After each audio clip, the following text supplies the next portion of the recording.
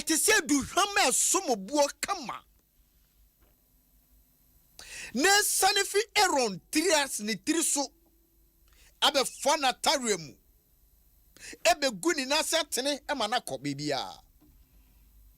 Orofo Bible say wo bra ye saa no ye hwe se kro ye ne ntiase beba no na che se onyame nhira e na ye no apam dua e webusuan mu e mana tena ho e mana ka obibia. You see Bible ka se enuanom ma no nche se menua ba na menua be ma, but orofoti awarefo oman ebusua ekuo ejumam etisi ye pe onyame nhira na ye chi ye bompai ewadi mami nhira. No, nyame nhira doesn't come like that. But see ye kroya ye boy homoni eti if force say make every effort bo homoni e chese bibi beba. That doesn't mean so how ma or see make every effort that just say bo homoni bia say bibia e dey disunity bibia e man kabo mumba no sa de kru na besi na sadisia esisa ye mo ye homoni e kwambe ne bebo yam.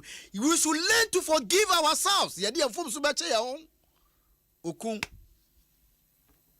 oyere oba tan adamfofo. We should learn to forgive one another. Then we should also learn to appreciate one another. Ye mo bie hu so bia somobo. Make effort to anamon. It is so how be ba as so to anamon na say sa how you be meye den and entiase aba because of peace. Oravo menim ni awa fam menim ni ato menim ni awo dwendwen menim ni ama wo kase medie se metwe sentiase be yedwuma no mentiase, but impendodo a wo kan nyame asem no mpese wo ti ase se with God there's a way out. Ene ena onu etia wo nanso ene ena wedi nkuguo ochina twon nkunimdi ebeba. Make every effort. It is difficult. Enyemre eyading, but make every effort. Say church no peace bebam to anamon. Make every effort. Sa ware no asundwi bebe mama papa akwala. Make every effort. Say there will be peace in the nation. Make every effort. Say there will be peace in your political party. Make every effort. Say obia be de benyanti ase benyankabom.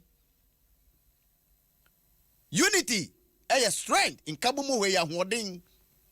Si etumi ye ka ye hubomu a eti se prayer eno ye betumi ye fi bia de akọ. Anape me ba se me be hye unkuran se ohaw ne de ebeba ebufu ebeba mentiase ebeba emri bia meka we should make effort. Se be disunity free hono eya na warefo bia wo ma ware omunya ba na metumfo because nyame hom konkron e de asomdwe ba, but bonsam so behwe se asomdwe enye de entena ho.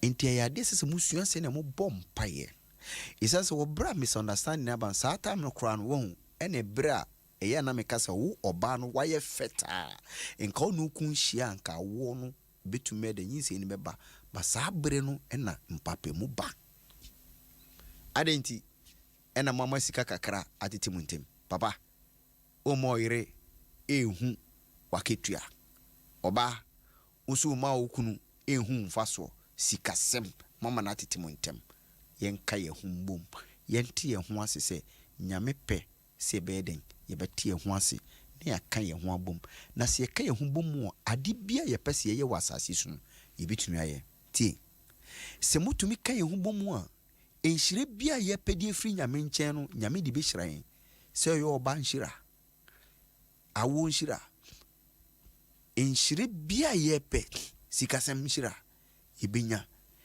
nyame aye krado so obeshira yen wo bra ya ye adwin se ye beka ye ho abom se oman Ghana nipa baako nemo se titi yentemu a wo bra yente ye ho ase titi yentemu no se ba no se amambu mu a investors kura ntumi wura Ghana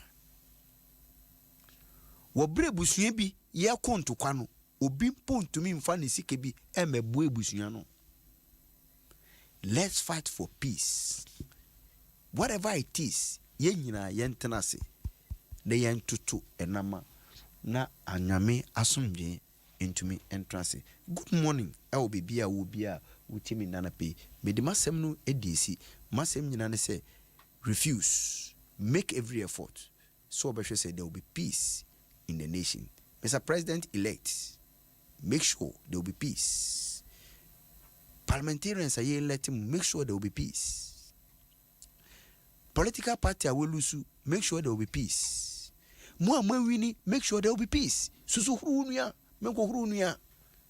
Ghana has won. Awareno ye masundwe entinem.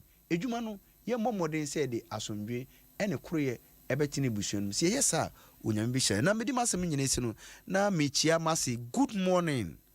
Mama ama hawa wo breman iskuma uti eni hu oba kukusam we frim na nyame ya adom a memenda be memenda Saturday na ye no e wo breman iskuma ewu ebusua nyina e wo breman iskuma ne ameka ne se mu nyina mu nhyeden eye din pa ye nyina ye nyan na nka watena se ache nanso nyame enonim ni ntia wafre no ebra etisem yenu abema Anthony we free me there but nyame onja yemu nyame daso ho nti busua monhyeden why nyame yadoma weekendi emu odin ma me program ne very tight nanso senate bia no metwa from eskuma na yenyina yahwe na yaye yie no na medi wusi no na me ka wo se